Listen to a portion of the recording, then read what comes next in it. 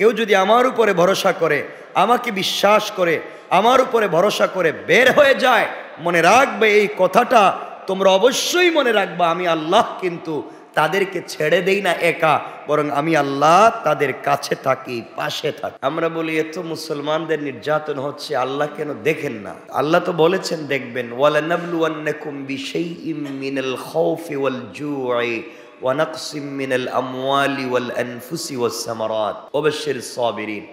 রব বলেছেন আমি তোমাদেরকে পরীক্ষা করব, এবং এই পরীক্ষায় যারা সবর করবে আমি তাদের পাশে থাকব। সুবহানাল্লাহ বলেন। আল্লাহ আমাদেরকে পরীক্ষা করবেন এবং পরীক্ষা করছেন। আমরা অভাবের জন্য অনেকের কাছে অভিযোগ করি, অনুযোগ করি, আমরা অভাবী হয়ে যাচ্ছি, আমাদের অবস্থা খারাপ হয়ে যাচ্ছে। একজন সাহাবী রাসূল পাক সাল্লাল্লাহু আলাইহি ওয়াসাল্লামের কাছে অভাবের জন্য অভিযোগ করলেন, অনুযোগ করলেন। তিনি বললেন, ইয়া রাসূলুল্লাহ, আর কত সহ্য করব, অভাব তো যায় না, অভাব যায় না, পরিবারে অভাব লেগেই আছে, সকালে খেলে বিকালে খাবার থাকে না, আমি কি করব? রাসূল সাল্লাল্লাহু আলাইহি ওয়াসাল্লাম বললেন, ঘরে ঢুকতে তুমি সালাম দিয়ে ঢুকবে। বলেন না সুবহানাল্লাহ। তুমি ঘরে প্রবেশ করতে সালাম দিয়ে প্রবেশ করবে, এবং তুমি সহ যারা ঘরে থাকে তাদেরকে সূরা ইখলাস পড়তে বলবে। এই কথাটা কে বলেছেন? আল্লাহ রসুল বলেছেন। আল্লাহ রসুল একজন সাহাবীকে বলেছেন, তুমি যখন ঘরে প্রবেশ করবে তখন তুমি সালাম দিবে। কারণ রসুল পাক সাল্লাল্লাহু আলাইহি ওয়াসাল্লাম বলেছেন, যে লোকটা ঘরে সালাম দিয়ে প্রবেশ করে আল্লাহ তাআলা এই ঘরের ভিতরে 300টা বারাকাতের দরওয়াজা খুলে দেন। তাহলে রসুল বললেন, তোমরা ঘরে প্রবেশ করতে সালাম দিয়ে প্রবেশ করবে, এবং ঘরে যত মানুষ বসবাস করে তাদেরকে সূরা ইখলাস পড়তে বলবে। সূরা ইখলাস খুব কঠিন একটা সূরা, বলেন, খুব লম্বা একটা সূরা, কেউ পড়তে পারি না, সবাই পারি। সাহাবী বলেন, রাসূল পাক সাল্লাল্লাহু আলাইহি ওয়াসাল্লাম এই কথা বললেন, আর আমি তার কথার উপরে আমল শুরু করে দিলাম। ঘরে প্রবেশ করতে আমি সালাম দেওয়া শুরু করলাম, এবং আমার ঘরের সকল সদস্যকে সূরা ইখলাস পড়তে বললাম। খুব বেশি দিন দেরি হলো না, তিনি বলেন, এই আমলে আল্লাহ পাক আমাকে তো এত বেশি দিলেন, এত বেশি দিলেন, আমার অভাব দূর করে দিলেন, এবং আমি এই আমল করবার কারণে আমার প্রতিবেশীরাও এর সুফল ভোগ করতে থাকলেন। আমার প্রতিবেশী যারা ছিলেন তারাও এর সুফল ভোগ করতে থাকলেন। রাসূল পাকের কাছে এসে বলছি, ইয়া রাসূলুল্লাহ, আমার তো অভাব শুধু দূর হয় নাই, আমার এই আমলে আমার প্রতিবেশীর অভাবও দূর হয়েছে। সুবহানাল্লাহ, একটু বলেন না। এখন তিনি বলেন, ইয়া রাসূলুল্লাহ, অভাব তো দূর হয়েছে, এখন তো পয়সা পাতিও হয়েছে, 3 বেলা খাবারের ব্যবস্থা হয়েছে, আমি চাই এটা ধারাবাহিক থাকুক, এমনকি আমার মৃত্যু পর্যন্ত যেন ঘরে রিজিকের দরজা খোলা থাকে।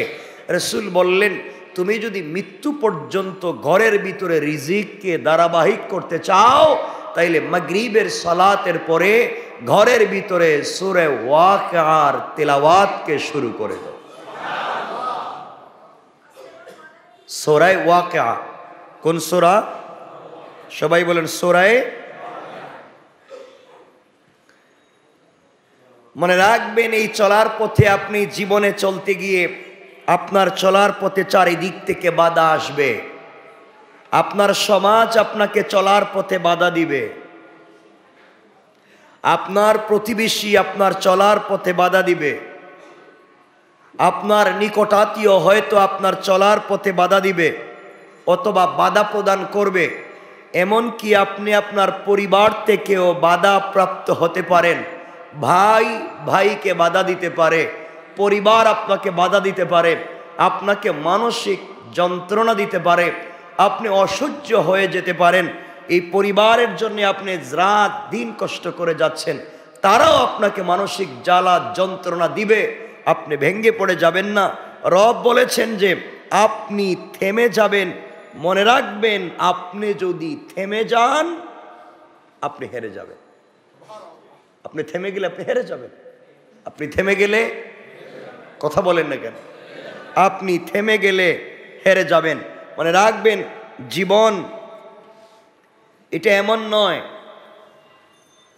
জীবন এটা এমন নয় যে এটা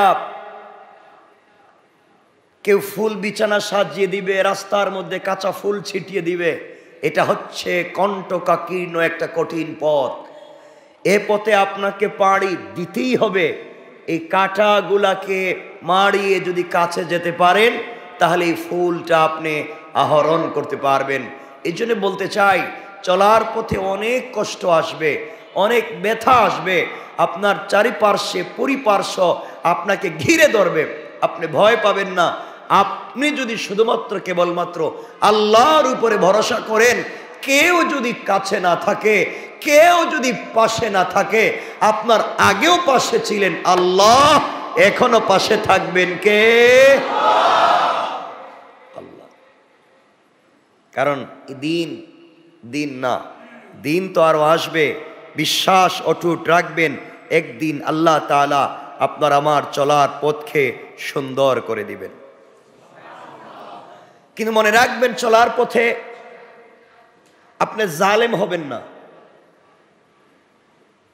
কি হবেন না?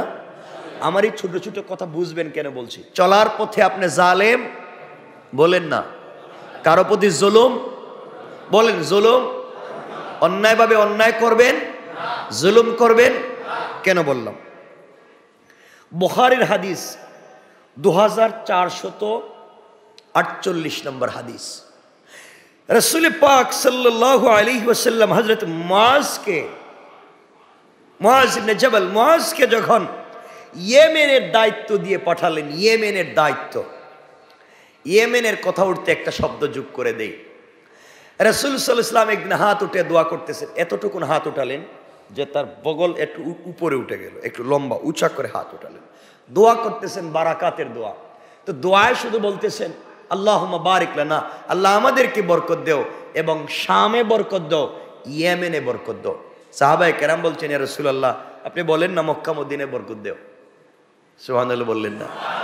আপনি মদিনায় আছেন, আমরা মদিনায় আছি, আপনি বলবেন মদিনায় বরকত দেও, আপনি বলবেন মক্কায় বরকত দেও, আপনি বলেন শামে আর ইয়ামানে বরকত দেও। রাসূল আবার বলছেন, আল্লাহ তুমি শামে আর ইয়ামানে বরকত দাও। দোয়া শেষ হলো, সাহাবায়ে কেরাম জিজ্ঞাসা করলেন, ইয়া রাসূলুল্লাহ, থাকি মদিনায়, আপনি আছেন মদিনায়, কাবাগর মক্কায়, আর দোয়া করলেন শাম আর ইয়ামান।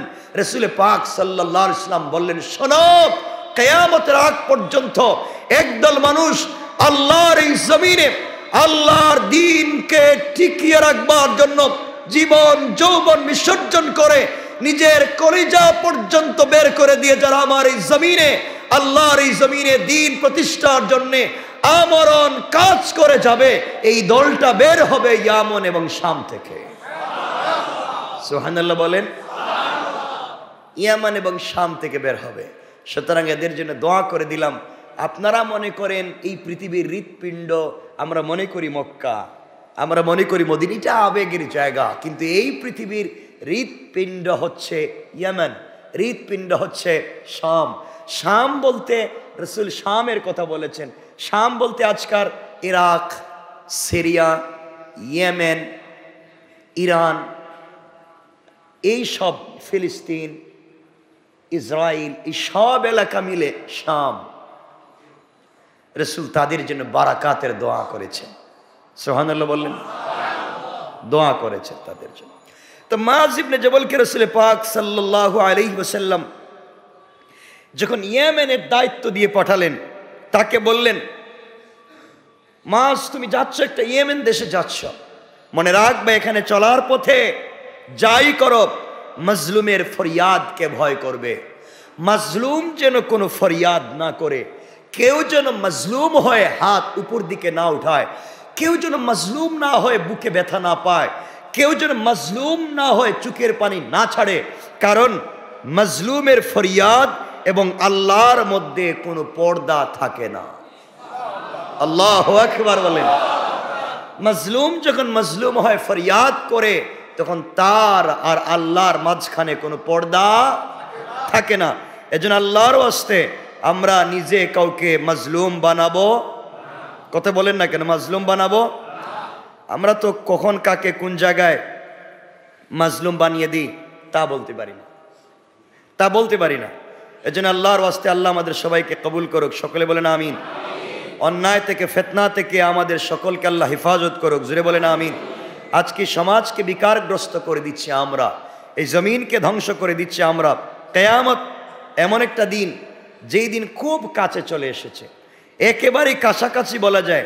এই কিয়ামতের দিনে আল্লাহ পাক রব্বুল ইজ্জত ওয়াল জালালের কাছে আপনাকে আমাকে জবাবদিহি করা লাগবে। মনে রাখবেন, এই সমাজে যদি আমরা দ্বীনের কাজ না করি, এই সমাজে যদি আমরা ভালো কাজ না করি, আল্লাহর কাছে রাসূল পাকের সামনে আমাদেরকে জবাবদিহি করা লাগবে। ওই দিন যদি আমরা আল্লাহর সামনে বিপদগ্রস্ত হয়ে যাই, ঝামেলায় পড়ে যাই, আমরা আর বাঁচতে পারবো না। আল্লাহ রাসূল সাল্লাল্লাহু আলাইহি ওয়াসাল্লাম বলেছেন, কিয়ামতের দিন আল্লাহ তাআলা যে হিসাব নেবেন, সর্বপ্রথম যে জিনিসের হিসাব নেবেন সেটা কি? সালাত। সেটা কি? আবার বলেন, সেটা কি? সালাত। এই নামাজ যদি ঠিক হয়ে যায়, এই নামাজ যদি ঠিক হয়ে যায়, এই সালাত যদি পূর্ণাঙ্গ হয়ে যায়, আল্লাহ তাআলা হতে পারে অন্য কোনো জিনিস জিজ্ঞাসা নাও করতে পারে। সুবহানাল্লাহ বলেন না? আমরা তো সব ঠিক করতেছি, কিন্তু নামাজ ঠিক করতেছি না। সময় নেই। আসেনি সময়? সময় আসেনি? নাই তো, সময় নাই। আজান হইলেই দোকানে ব্যবসা বেশি শুরু হয়। আজান শুরু হইলেই তো দেখা যায় কাজ কারবার বেড়ে যায়। আজান শুরু হলেই দেখবেন পিছনে কে ডাকতেছে, ঘরে কোন ঝামেলা লেগে গিয়েছে। এজন্য মনে রাখবেন, আল্লাহর ওয়াস্তে, আল্লাহকে ওয়াস্তে এই দুনিয়ার জমিনে চলার পথে যে যেখানে আছি, যে অবস্থায় থাকি, আমরা নামাজ পড়বো ইনশাআল্লাহ, যে পরিস্থিতিতে থাকি। কারণ পরিস্থিতি সব সময় আমাদের অনুকূলে থাকবে না, মানুষজন সব সময় আমাদের পক্ষে থাকবে না, কিন্তু আমরা তাদেরকে, এই পরিস্থিতিকে আমরা গ্রহণ করব এভাবেই যে সকল পরিস্থিতিতে আমাদের পাশে কেউ না থাকলেও থাকবেন একজন, তিনি কে?